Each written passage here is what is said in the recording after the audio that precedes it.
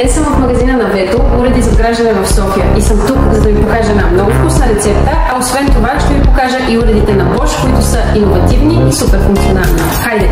Ще започнем с цитрусовия сос, който ще приготвим на индукцията на Bosch. Исках да ви запозная с функцията Perfect Fry, която разпределя топлината равномерно по съда. По този начин пестим енергия и не загаряме нещото, което готвим, в случая нашия сос. Ще добавим малко лайм и накрая ще го монтираме с масло. И докато сосът ни е на индукцията и се приготвя, ще сложа зеленчуците и сьомгата на пара. Точно така, добре ме чухте. Фурната на Bosch има опция за готвене на пара и сега ще я изпробваме.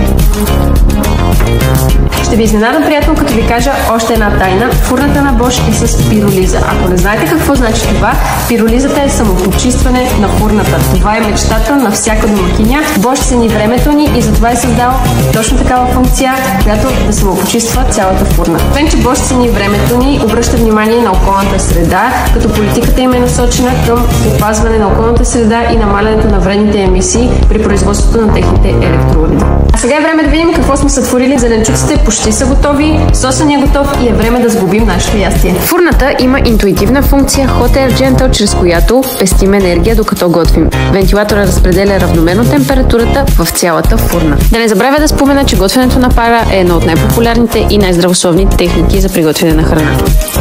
Bosch е перфектното решение за всяко домакинство, което се стреми към по-здравословен и по-устойчив начин на живота. Всичко за предимствата на уредите на Bosch можете да научите в магазините на Вето. Чао от мен!